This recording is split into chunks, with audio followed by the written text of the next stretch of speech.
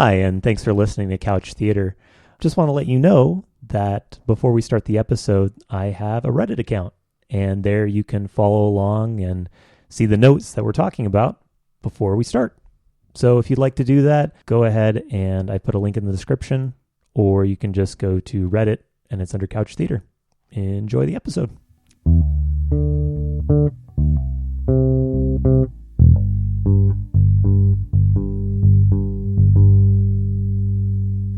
Hi, and welcome to Couch Theater. I'm Stefan, your host, and I'm joined by two guests. We have Cassi. Hey, dudes. And Tyler. Hi. And in this episode, we're going to talk about a movie on Netflix. It's called Wind River. Came out in 2017. And not going to lie, it is really sad. I'm ready. And really dark. But I think, and Cassie and I were talking about this before we started, it's got a lot of truth in it. I mean, it's not based on a true story, but it's based on a truth in our society right now. So I think that what we were talking about beforehand is, so far with all the movies that you have done on your podcast, they've been more fictional, borderline fantasy, some of them actual fantasy, but definitely more fictional based. And this one, like you said, it wasn't based on a true story, but it was just kind of based, and you said it this way as well, on a lot of true stories. And so it's a really heavy one. Emotions are hard, so I'm a little nervous for this one. Yeah, it's going to be something. I'm interested to see what Tyler thinks. So I'm interested to see what Tyler thinks too. Okay, so it's also a Western, or more specifically, a neo-Western.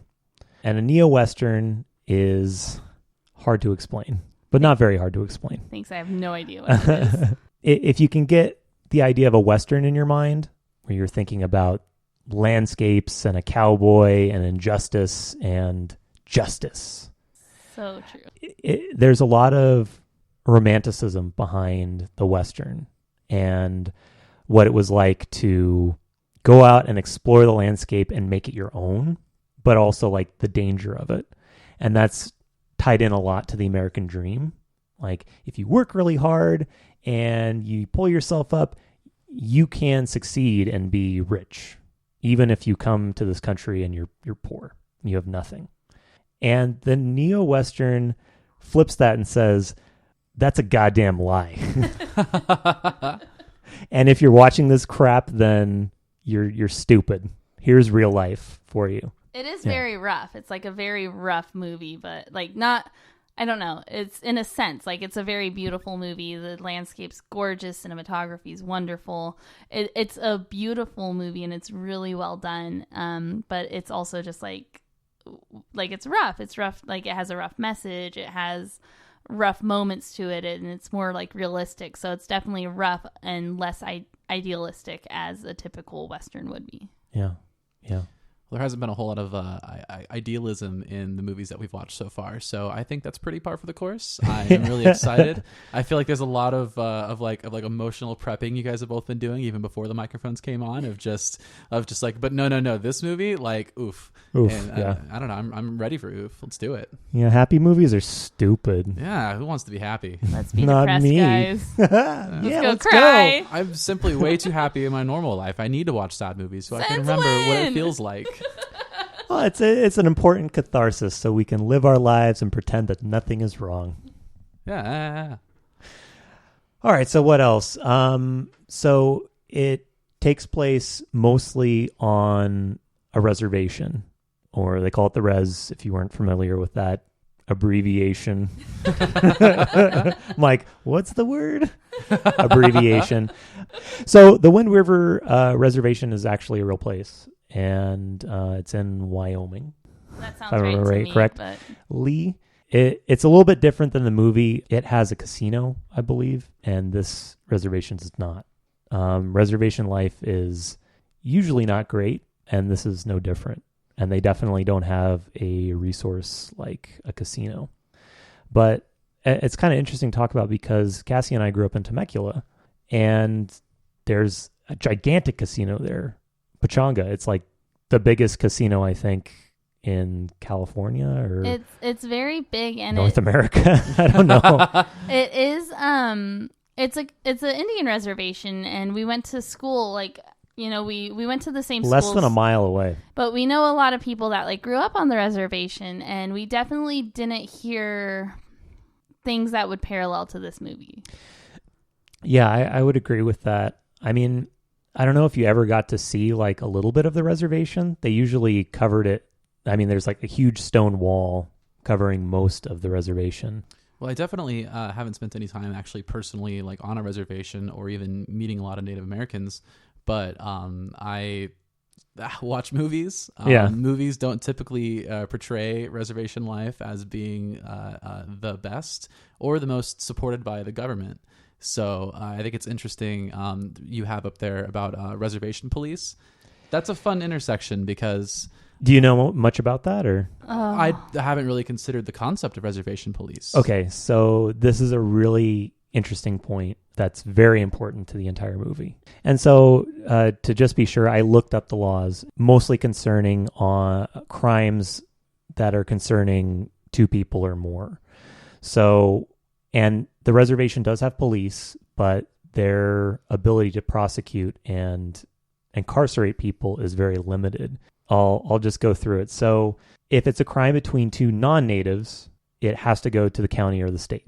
If it's a non-native who commits a crime against a native, it's federal only. The natives have no jurisdiction. So they have to wait for a federal official, which is usually somebody from the FBI. If a native commits a crime against a non-native, then a tribal officer can come in and arrest the native.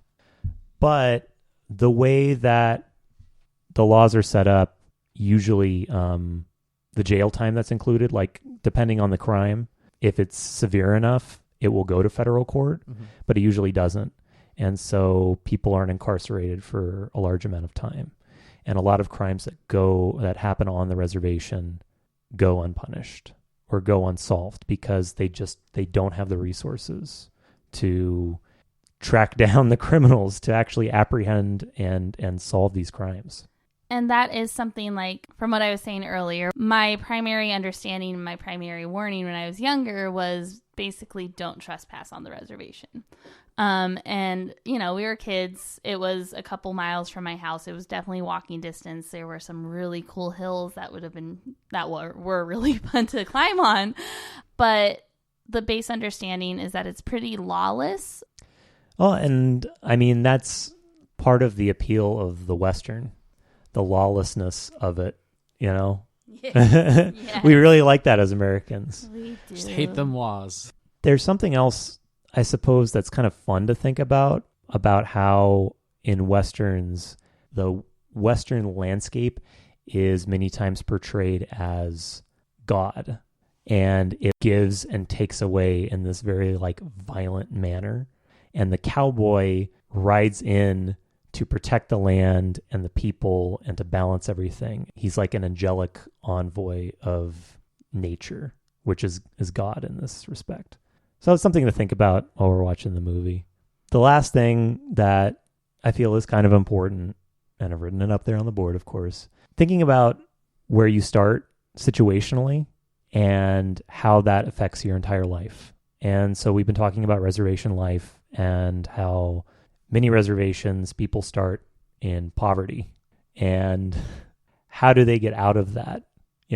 There's two different mindsets.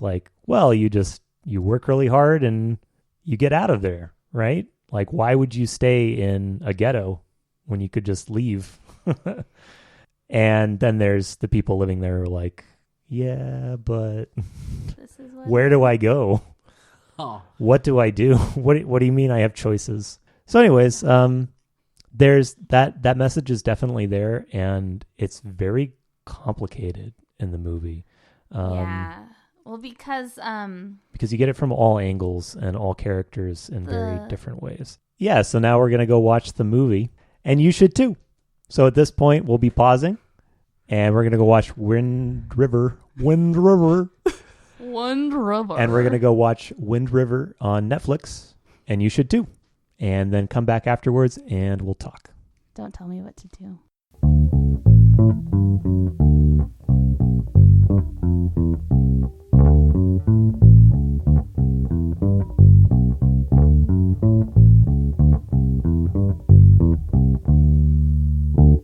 back. Man.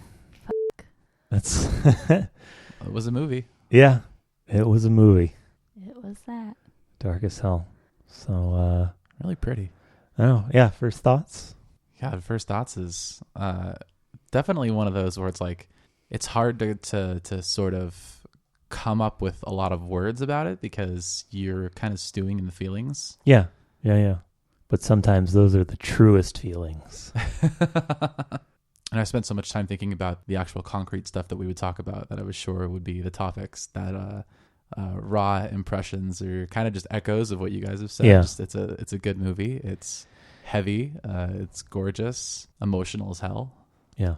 Something that always gets me in movies is like genuine cries of anguish is when you have somebody like really let loose. And was his name Martin? Mm-hmm. Yeah. Yeah. Martin has a really great moment Yeah. in that. Where he's like holding it all together like nothing has happened, and then he sees Corey's character and it just, it all falls apart. Yeah. Okay. Like maybe we might want to break into this more later, but Corey's characterization was really interesting because a lot of it honestly was like negative space. It was like the way people reacted to him was the best way to really get an idea of who he was. So like when you have all these people walking up to this grieving father and they're met like, Stonewall, he's like, I don't give a damn about any of this. I'm not going to talk to you. I'm going to only talk to you so that way I can talk shit on her and she can't understand me. Yeah. And then he sees Corey and is just like floored. Like you see the change. I don't know who this actor is, but there was a lot of subtlety in his expressions. Gil Birmingham. He is great. So with their character, like that moment, you have to think about it. Their daughters were best friends, and Corey lost his daughter. The exact same way, The basically. exact same way, which is just heartbreaking. And Corey's character is so stoic because he's been through this, and he is part of their family. He is part of their tribe. Even if it was married in, he's like stuck through it, and he really respects every single part of that tribe and every single part of their way of life. And so that's why there's that negative space or that reactionary moments with him and other people, is because he's not only been through the worst parts of their tribe, but he's stuck through it and he still like holds them in such regard. And so these two characters, they've already been through this before, and now both of them are just as broken, and it's just devastating. Yeah, it's a really complicated moment. I mean, I think when Martin sees Corey, it's like, now I'm you. It's all of that pain that he had when he saw his best friend's daughter die. And I imagine that they were friends as well, he and Corey. It's like a sense of understanding and comfort at the same time. Like he sees Corey, they're friends. They've gone through so much. You can only imagine that they've been friends since their daughters have been children. Yeah. And so it's that sense of comfort, but then also like a sense of, oh man, this terrible reflection. This is what you went through, and I'm going through it. You are the only other person that knows exactly how I'm feeling right now. And so it's just, it's heart-wrenching. Yeah. Yeah. Since we brought that up early, there's that moment immediately after where Corey brings up that story about how he went to a counseling meeting, basically a seminar, and a particular counselor told him that he needs to accept all of the pain, like feel all of the pain, so he can visit his daughter and visit those memories. Otherwise, if he tries to shut out the pain, he'll never be able to fully accept that and visit his daughter again in his mind in a healthy place. And I'm interested, do you think that he did that? Do you think, I mean, he comes off as saying it as like, wise words that he thought were important, but do you think he actually took those words to heart? I mean, I certainly think that he suffers. He telling Jane the story. He cried. At the end of the movie, he sees a picture of his daughter along with Natalie on the wall, and he starts to mist up on screen. It definitely seems like he holds on to that pain, and I think that he wouldn't have told Martin that story if it wasn't important to him. And honestly, it was kind of one of the best ways to express that sentiment, because you hear that a lot from people who, especially who have lost children or something like that. Somebody who's that close to you, they say things like it's never going to get easier. And that's a concept that's really difficult to grasp to somebody who's never experienced that. And I think that by explaining it in such a way that you have to hold on to it to keep memories, that's just really beautiful and perfect in this way that, I don't know, it kind of makes the eternal pain make a little bit more sense to me than it has in the past. So for me, I feel like that story is incredibly important to him, obviously. Otherwise, he wouldn't have told it. He's not the person that's going to be telling things just to fill space. He says things when they're important and he says things when they're needed. Otherwise, he's pretty quiet and he doesn't say a whole lot. So obviously that meant a lot to him and it resounded with him.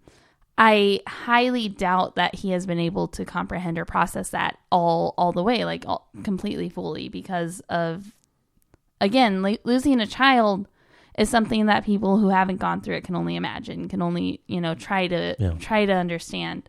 And so it's just a pain that's beyond most people. And so I think that him expressing it is probably the first sense of comfort that he received.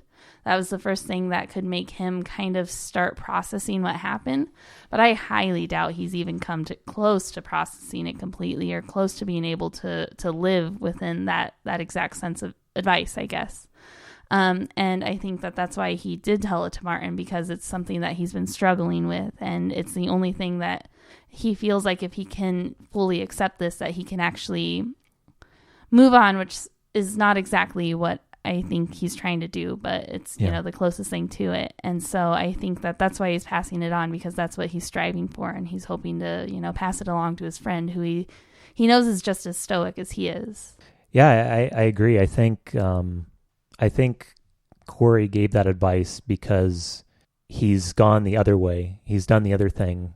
He's not accepted, the pain, and he's rejected it and stayed stoic, and it's killed him. And I kind of get that from the reactions that he has with his ex-wife. Like, he immediately, like the first time that they interact in the movie, she brings up the daughter and he turns around and just leaves. He's like, okay, bye. And then the next time they interact, it's like he just doesn't talk about her at all. And every time that it comes up, it's like so short, or he deflects. It's not until Jane asks about the daughter that he really opens up. And of course, this is opening a whole new section. But I think, considering that she's literally wearing the clothes that were his daughter's, it's like he sees her as his daughter, and it's like a very cathartic experience. This whole movie for him, this whole situation for him is very cathartic. He's finally like coming to realize what's important, I think. Well, I mean, all of it, including the ending, which I don't know if we want to get to exactly yet, but I'm sure he was hoping for exactly the same type of ending for his daughter, and he didn't get that. Yeah, the getting revenge. Or justice. Justice. We'll say justice. Revenge makes it so cheap. It was justice, and I'm sure that's what he wanted, him being who he is. Before I get into that, during the movie, like we're in Wyoming, and it's like there's snow everywhere, and it's like freezing cold. I don't know about you, but I'm like, every time I watch this movie, I'm immediately cold, like freezing. But then there's this moment at the end. So to get back to justice, or in this case, vigilantism, where Corey is exacting justice. But was it? Actually, like I'm totally with Cassi on that idea that vengeance is cheapening it, because you guys talked about it before, the concept of lawlessness in this area. Yeah. I think that when you have, say, in a more structured society, like, a major city or something like that, where somebody commits an awful crime and everybody's calling for street justice, they're like, why does he even get a trial? We should just string him up. I feel like that is a bad mentality to have. I think that it definitely is more about personal, like this wish fulfillment sort of concept, where you want something for you, so that way you can feel better about the bad thing that happened. And it's kind of barbaric when you do it in that context. But on the res, like that, so there's just so many different levels of this that like I want to get into, because in cop movies, the cops are doing cop stuff, and whenever somebody acts against the cops, like stuff changes. That person's life is now different. In this movie, that's just how they dealt with it. You know, the people openly just firing on police officers like it's no big deal. Like how often do you see in a movie where a cop walks up to a house and there actually is no connection to crime in question? They just go, oh, there's a cop here, let's just immediately start trying to kill them. Like that's crazy. That completely defies what you expect from most cop movies. And also Jane's expectations. She totally comes into this. She's not even prepared for the cold, let alone a place that doesn't have a law. So I think in the context of all of that, the way that the Pete is dispatched at the end of the movie isn't vengeance as much as it is just there's like literally no other way to prevent him from doing that again. That's the only possible justice that there really is. And if anything, he's given a sort of symbolic fair trial because, you know, it's comparable survival conditions to what Natalie had. So it's like that's kind of the most fair situation that anybody could have hoped for in that context. Well, and Corey, like, he didn't just be like, oh yeah, based on all of this like evidence and all of this circumstantial stuff, yeah, I'm just gonna like let you run off here. No, he did. He said, I need you to tell me these things. Like, you need to own up to the things that you did.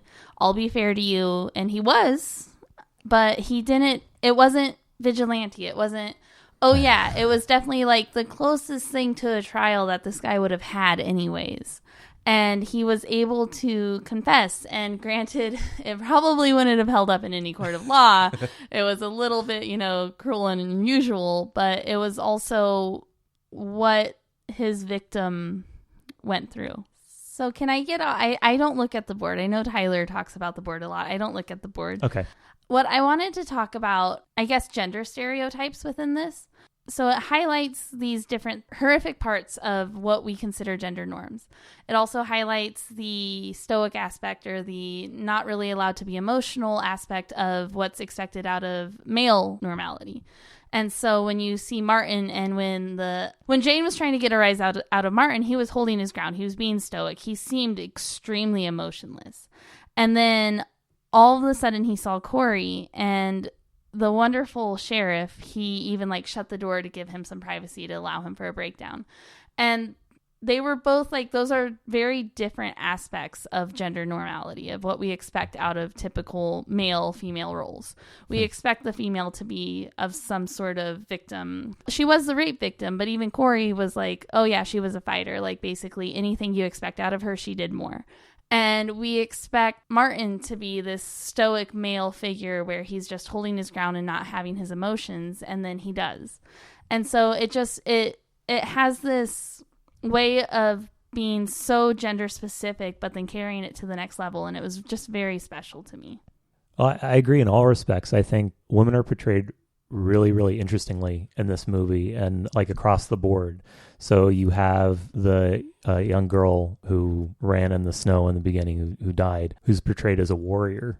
I mean, she ran 5 miles in the snow, farther than that asshole who just collapsed after 500 feet. And then you have Corey's wife. Corey is the stoic one who's, you know, holding it all together, but he's the one who's still holding on to the past, whereas his wife is moving on and moving out of the res, getting a job, and she's willing to talk about her daughter, but Corey isn't. And I think it's actually kind of a funny parallel because you guys talked up Corey a lot before the movie, and you still have a lot of reference for him, but like I'm kind of surprised there's not more hype for Jane.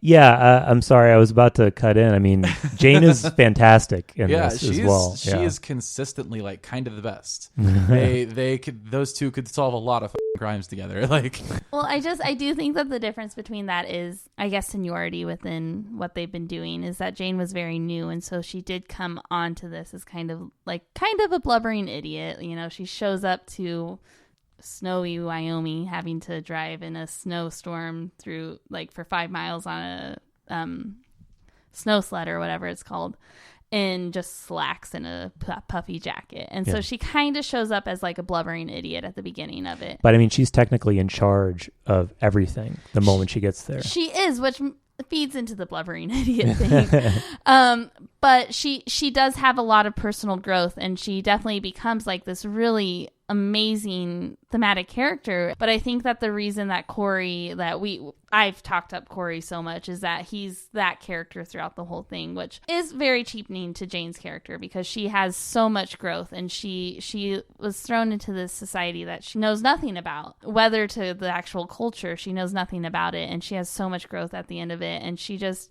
comes in wanting to be the entire justice that they deserve, and knowing that she doesn't have the backup for it. And that's just incredible. Oh, yeah, and she was the reason that the case got solved at all. Obviously, Corey wanted to follow the tracks and go out there and get answers, but he's not a police officer, he's not a federal officer, and he's not allowed to do that kind of stuff. And so he wasn't going anywhere without her approval, and he needed her. And in the end, what he did was shoot predators. That's right. I'm a hunter. He also said that, though. He was like, hey, you want my help? This is when I can help you.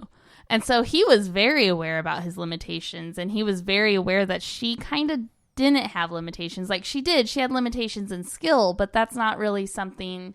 Why would she know how to track in the snow? That's not something, she's from Florida and then she's based out of Las Vegas. So why would she know how to track in the snow? Right, yeah. And so he is very aware of his limitations and wanting to feed into what her potential could be. No, she's very flexible. I mean, she learns incredibly quickly. I think a lesser person, someone less devoted to justice, would have given up. I mean, when the coroner said, I can't list this as a murder, there's no leads. Well, they have, which is why everybody has started going into this so defeated. Yeah. It's because they have given up when they've called on them in the past. Right. And that's actually like why I was so stoked on her character, was that was the transition from the first to the second act. Like she immediately makes the decision to, be that justice that they couldn't have. And when she initially tries to push back against the coroner, like he has some say in the matter. Like he has to sit down and like actually explain to her, no, I physically cannot do that. Yeah. And here's why. And yeah, it totally sucks. And yet she continues. And like, that's why I was already like, oh yeah, totally Jane. Like she's a fish out of water and like, incompetent at those kinds of things. But I kind of like that the movie didn't play that up too much. Like it kind of does in the very beginning. And like they they make fun of her for not having clothes, but like you said, Florida, Vegas, why would she have that? And, they even pull up like, oh, why don't you keep a thing in the truck? And I go, because that's not even my truck. Like, she doesn't have a lot of wiggle room to succeed. Like, I just got here. Like, I know absolutely nothing. Tell me what's going on. And she's obviously super young, so she's new. Like, she's new to all of this, not just like the heaviness of this particular case, but just like a case in general. She's a very young person. It's obviously a lot of work to get to the position that she's at. So she's been put through so much, but she's still new, and they don't prioritize the reservation and making sure that justice is given there based on our knowledge of it. And so they kind of probably just threw at her like, oh, the reservation needs somebody, let's send the new chick. And she prevails, and she's awesome. Probably got a bright career, honestly, after this. I like pretty much all the characters in this movie. Even like the awful characters have character. Like those security guys, just when you first meet them, immediately before you know anything about why they're all beat up, oh, they're all people right away. The cops that they meet to go take to the security people, these people are all people really quickly. Like this movie is really good on that level where you instantly have characterization for every single person who comes on screen and has words. Like it's really, really good in that way. Yeah, there's not like a bullshit pumping up of their characters. They're humans immediately without any regret. And then we see their other sides. That's why this movie's so hard, because it's so real. Because like if you come across people in real life that do horrible things, that's how they're going to act. Yeah. So that's why this movie's so freaking hard. I guess it's why you don't see Pete right away, is because they need him to be dripping with awful every time he's on screen. And he does do that. He does a good job of always being the worst. Oh man, that guy is so creepy. But what's great, I mean, from that scene where they do the flashback and Pete comes in and you're just like, this is the guy, man. Like, you know immediately, like, this is the guy responsible for all of this. And then it's not just him. It's not just the weird looking guy. It's all of those guys. All of them. And they look like normal guys, you know? They're all like super, like, you know, obviously they're like super handsome, but they're not like out of reach guys. They're definitely guys that you would see walking through like a Stater Brothers or something. Yeah. You know? It's not like it's, you know. Just some dude in a you supermarket. Know? It's crazy because it's just, they definitely look comforting. They have this like charming, silly wit to them, but they're just, you know, monsters. Yeah, none of them, like it doesn't even seem like any of them really showed up to do that. You know, the dynamic, because when you know something's going to happen, it makes you really like pay attention to everything every character is doing and what they're saying, what they're thinking. And from the start, like, Pete's the only one with intentions there. The other guys seem like they could honestly kind of give a shit. And in fact, you know, he's like, Kurt, get over here and take care of this. Like, Kurt does go over there and take care of it, kind of begrudgingly, but like, he seems to have every intention of letting that partition be closed and whatever, who cares. But it just takes opportunity and desperation and probably also a little bit of a herd mentality to just change everything. Well, yeah, you can mirror this back to the mountain lions that Corey is hunting in the beginning of the movie a little bit, right? Yeah, you can. I think, you know, these people, even though they do this monstrous thing, they are people. Pete, he says it up on that mountain when he speaks his truth, you know, this terrible truth that he raped this woman, but he explains how terrible it is out there, where there's nothing, it's desolate.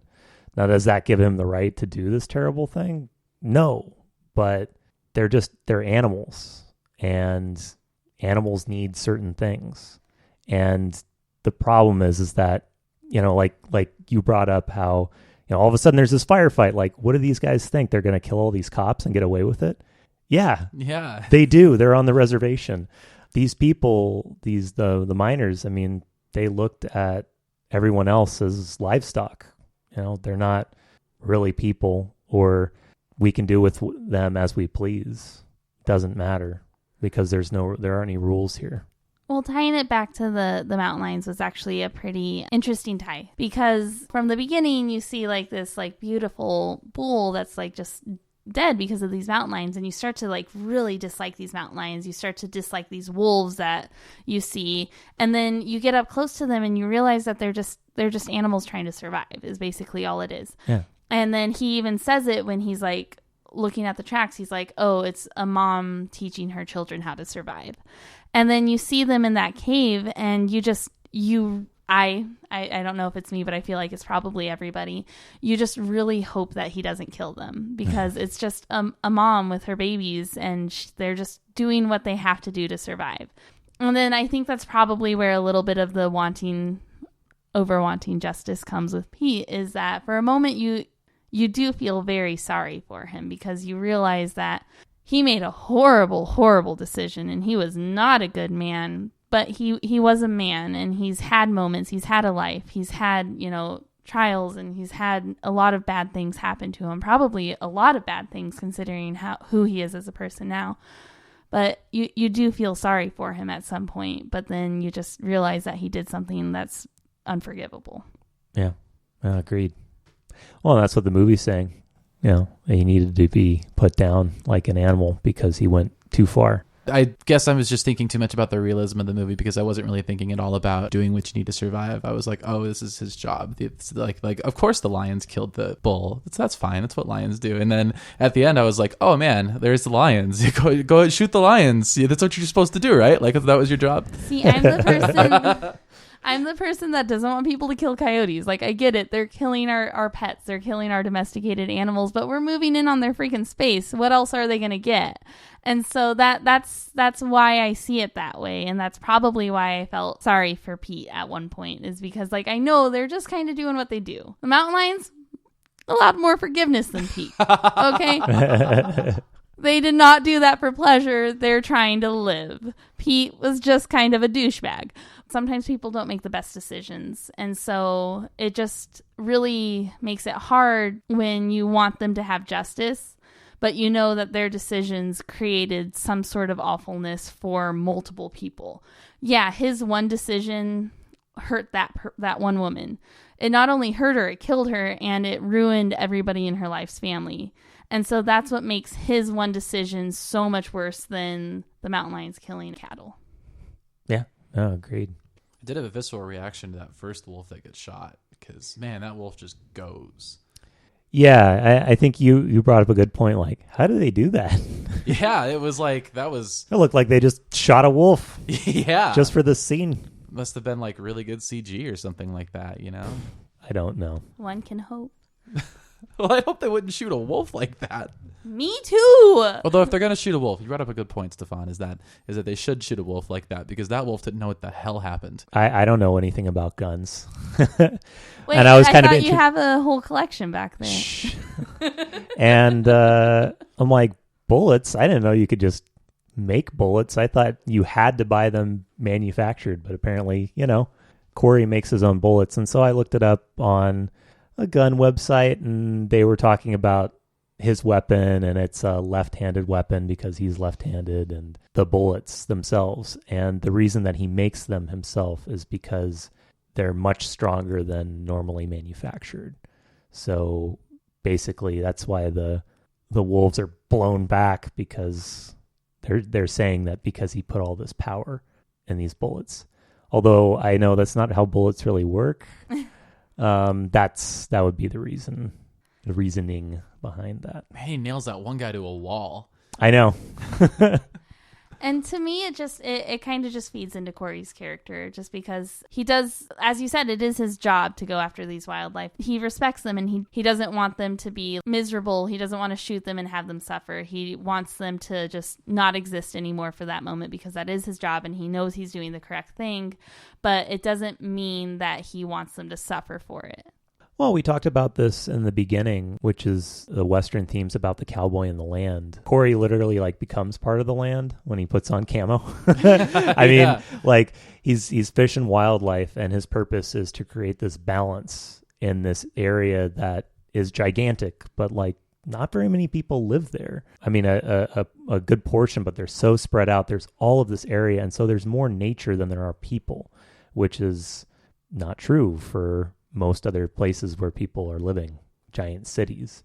And so he has to keep this delicate balance between human life and animal life. And that's usually the purpose of the cowboy, is stopping people from harming nature and holding nature at bay as best he can, even though it's like this untamable force.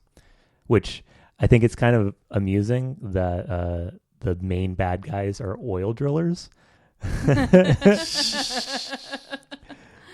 So they're literally using the land, tearing it up for personal gain. This movie is the opposite of Armageddon. And can we talk? So what was the name of the tribe again? Arapaho. Can we talk about that really special exchange between Corey and his son, where he said, "Oh yeah, I'm a real cowboy," and he was like, "No, that's how real Arapaho are." How special was that exchange? Yeah, that was really neat. Corey's character, even though he is like a cowboy in the Western, he's not a cowboy. He's a native, right? He has so much respect for them. Even though, and they're I was reading a lot of reviews online, and we won't go into it too much, but there's a lot of complaint that the hero of a Native American story is a white guy, and that doesn't seem right. But I mean, as we watch the movie, and I mean, I can't speak as a Native American, but I mean, he seems like he's part of the tribe. The way that he interacts with his extended family through his son and his daughter who's died. It was not whitewashed by any means, but it is saying, to me, it was kind of saying that they did not think that people would react well to it being all Native American, and so that they had to tie in some sort of white thing. And so for me, it was kind of like subtle, like fuck you to society, like, oh yeah, you wouldn't get this if it was just all, and so it was kind of No, that's you're super on track, because that's actually how a lot of big blockbusters think, is like that's why you still like you don't get a whole lot of high-end blockbuster movies starring black people unless they're Will Smith. If your main like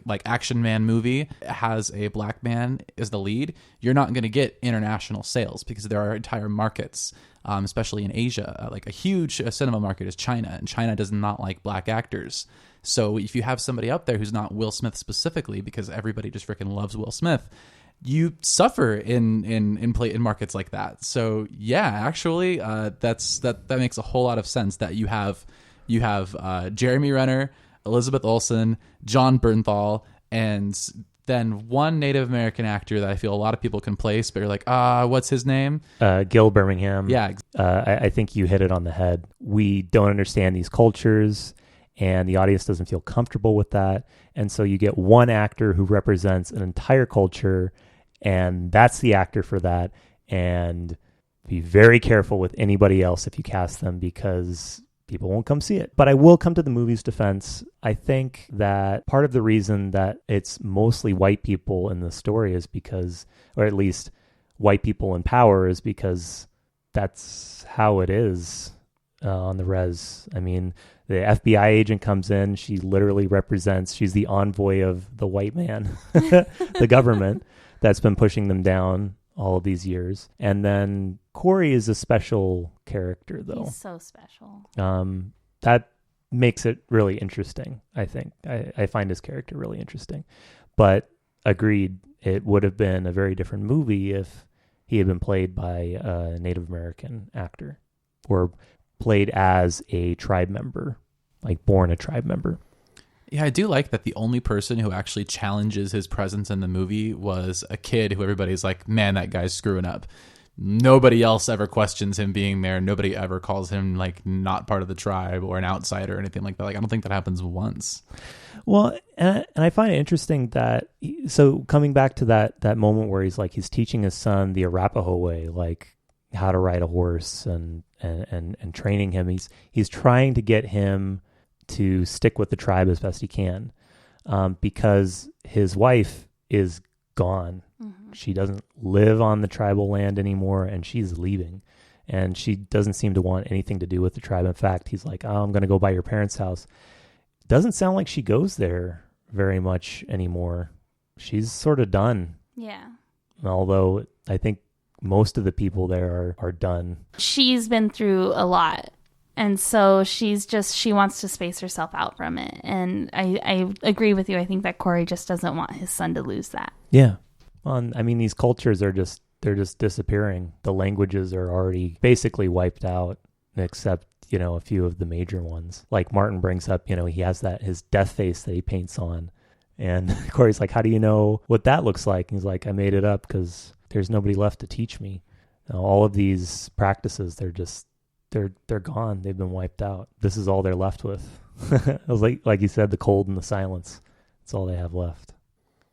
Whew. Not to make this more depressing, but yeah. I wonder if there is an intentional aspect to the fact that certain plot points in the movie straight up just drop off. His entire relationship with his son gets just completely discarded. Not that the movie forgets about it, but I think the movie intentionally stops talking about it at a certain point.